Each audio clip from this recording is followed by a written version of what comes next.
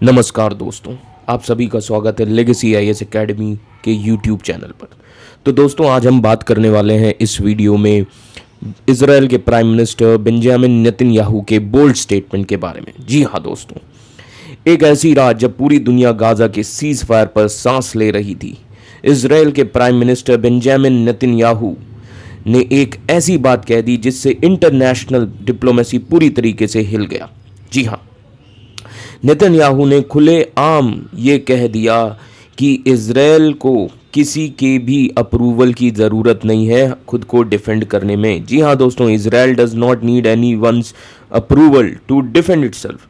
मतलब सीधा सिग्नल, ना ही अमेरिका, ना यूनाइटेड नेशंस और ना कोई अलायंस।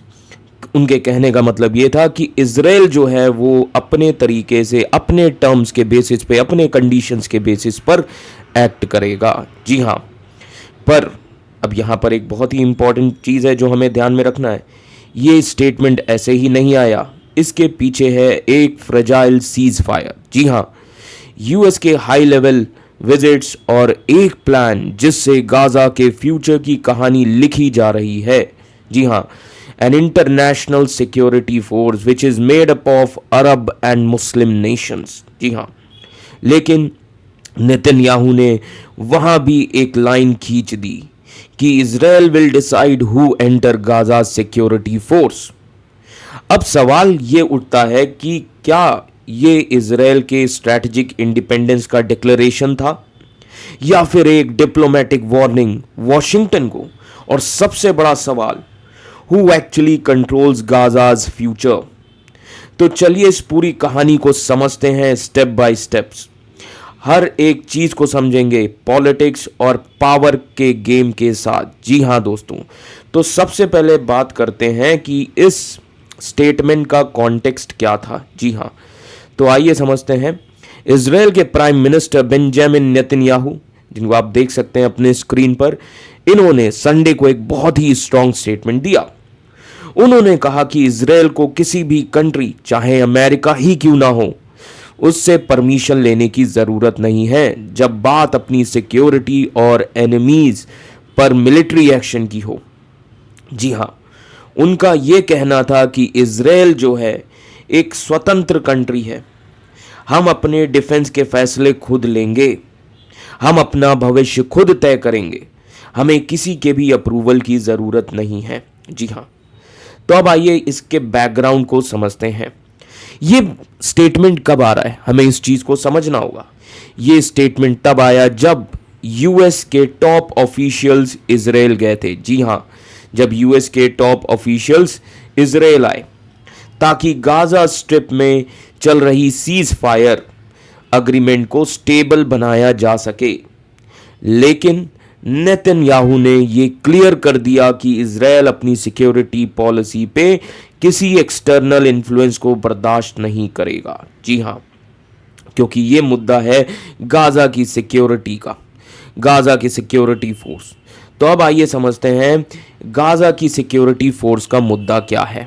जी हाँ, अभी यूएस एक प्रपोजल लेकर आया था कि गाजा स्ट्रिप में पीस मेंटेन करने के लिए एक इंटरनेशनल सिक्योरिटी फोर्स बनाई जाए। ठीक है, ये फोर्स मेनली अरब और मुस्लिम कंट्रीज के सोल्जर्स से मिलकर बनेगी। जी हां, इसका मकसद है कि गाजा में स्टेबिलिटी और शांति बनाए रखी जाए after the recent ceasefire. जी हां, अब इन सभी चीजों पर नेतन्याहू का क्या रिस्पॉन्स रहा। नेतन्याहू ने कहा कि इजराइल के पास फाइनल वीटो पावर होगा, यानी कि अंतिम फैसला इजराइल का होगा। कौन सी फोर्स गाजा में आएगी और कौन सी नहीं, ये इजराइल डिसाइड करेगा, ऐसा कह दिया नेतन्याहू ने। जी हाँ, उन्होंने यही सीधे कहा कि इजराइल डिसाइड करेगा कौन सी फोर्सेस हमें एक्सेप्टेबल हैं और कौन सी नहीं है। उन्होंने ये भी क्लियरली रिजेक्ट कर दिया कि टर्की, जो इजराइल का राइवल है, रीजनल राइवल है, टर्की का इस फोर्स में कोई रोल होगा नहीं, है ना। उन्होंने सीधे रिजेक्ट कर दिया कि टर्की का इसमें कोई भी रोल नहीं होगा। तो ये थी बोल्ड स्टेटमेंट नेतन्याहू की।